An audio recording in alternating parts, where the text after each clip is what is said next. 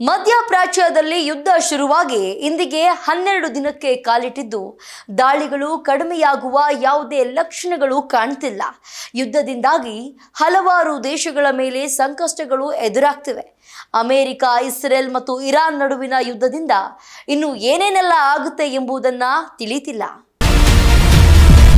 Lebanon ಮೇಲೆ Israel ಕ್ಷಿಪಣಿ ದಾಳಿ, ಆರಿಸ್-2 ಡ್ರೋನ್ ಬಳಸಿದ ಇರಾನ್.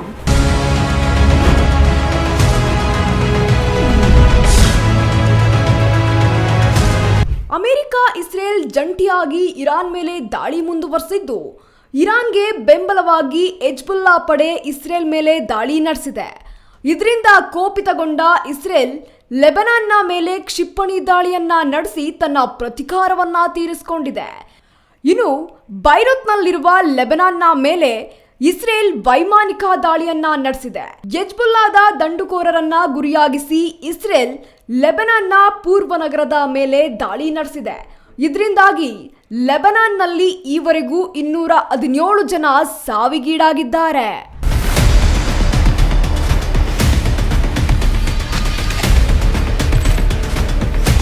ಇಷ್ಟಕ್ಕೆ ಸುಮ್ಮನಾಗದ ಇರಾನ್ ತನ್ನ ಅಗೆತನವನ್ನ ಮತ್ತೆ ಸಾಧಿಸಿದೆ.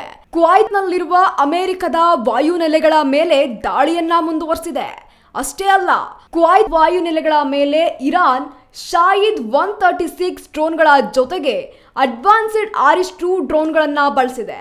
ಆರಿಸ್-2 ಅತ್ಯಂತ ಪ್ರಭಾವಿ ಸಾಮರ್ಥ್ಯವುಳ್ಳ ಡ್ರೋನ್ ಆಗಿದ್ದು 150 kg ಸಿಡಿತಲೆಯ ಜೊತೆಗೆ 2000 ಕಿಲೋಮೀಟರ್ ವ್ಯಾಪ್ತಿಗೆ ಚಲಿಸುವಷ್ಟು ಸಾಮರ್ಥ್ಯವನ್ನ ಹೊಂದಿದೆ. ಇಂತಹ ಅಡ್ವಾನ್ಸ್ ಡ್ರೋನ್ ಮೂಲಕ ಇರಾನ್ ಕುವೈತ್ನ US ನೆಲೆಗಳ ಮೇಲೆ ದಾಳಿಯನ್ನ ನಡೆಸಿದೆ. ಅಮೆರಿಕದಿಂದ ಐರಿಸ್-ದೇನ ಯುದ್ಧ ನೌಕೆ ಪತನ,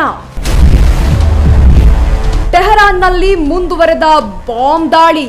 ಇನ್ನು ಭಾರತೀಯ ನೌಕಾಪಡೆಯ ಅತಿಥಿ ಎಂದು ಹೆಸರುವಾಸಿಯಾಗಿದ್ದ ಇರಾನ್ನ ಯುದ್ಧ ನೌಕೆಯಾದ ಐರಿಸ್-ದೇನವನ್ನು ಅಮೆರಿಕದ ಜಲಾಂತರ್ಗಾಮಿ ನೌಕೆ ಒಡೆದುರುಳಿಸಿದೆ. ಇನ್ನು ಅಮೆರಿಕದ ಈ ಗಂಭೀರ ಕೃತ್ಯದಿಂದಾಗಿ ಇರಾನ್ ಮತ್ತಷ್ಟು ಕೋಪಿತಗೊಂಡಿದ್ದು, ಯಾವುದೇ ಎಚ್ಚರಿಕೆಯನ್ನ ನೀಡದೆ ಈ ರೀತಿ ಕೃತ್ಯ ಎಸಗಿರೋದಕ್ಕೆ ಇರಾನ್ ವಿದೇಶಾಂಗ ಸಚಿವ ತಮ್ಮ ಎಕ್ಸ್ ಖಾತೆಯಲ್ಲಿ ಅಮೆರಿಕಾಗೆ ವಾರ್ನಿಂಗ್ ಮಾಡಿದ್ದಾರೆ.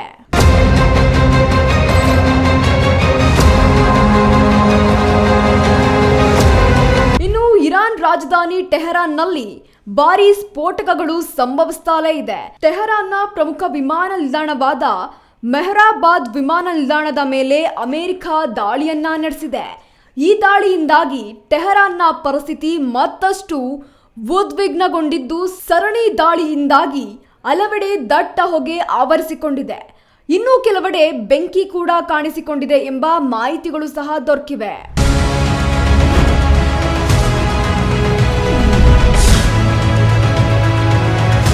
ಇದಕ್ಕೆ ಪ್ರತಿ ಉತ್ತರವನ್ನ ನೀಡಿರುವ ಇರಾನ್ ಕೂಡ ಕ್ಷಿಪಣಿ ಮತ್ತು ಡ್ರೋನ್ ದಾಳಿಗಳನ್ನ ಇಸ್ರೇಲ್ ಮೇಲೆ ನಡೆಸಿರುವುದಾಗಿ ವರದಿಯಾಗಿದೆ.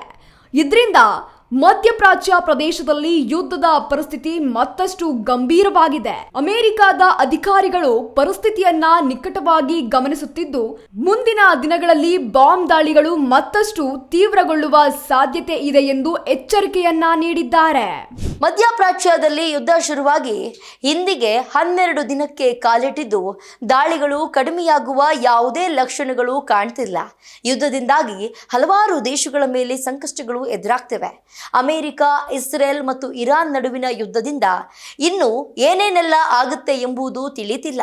ಮಧ್ಯಪ್ರಾಚ್ಯದಲ್ಲಿ ಶುರುವಾದ ಈ ಸಂಘರ್ಷವು ಈಗಾಗಲೇ 1 ವಾರಕ್ಕಿಂತ ಹೆಚ್ಚು ಕಾಲ ಮುಂದುವರೆದಿದೆ. ಈ ದಾಳಿಯಿಂದಾಗಿ ಹಲವಾರು ಉಭಯ ದೇಶಗಳ ಮೇಲೂ ಯುದ್ಧದ ಭೀತಿ ವ್ಯಾಪಿಸಬಹುದೆಂಬ ಭಯದಲ್ಲಿ ಕುಳಿತಿದ್ದಾರೆ. ಇನ್ನು ಈ ಯುದ್ಧವು ಯಾವ ಹಂತ ತಲುಪುತ್ತದೆ ಎಂಬುದನ್ನು ಕಾದು ನೋಡಬೇಕಿದೆ.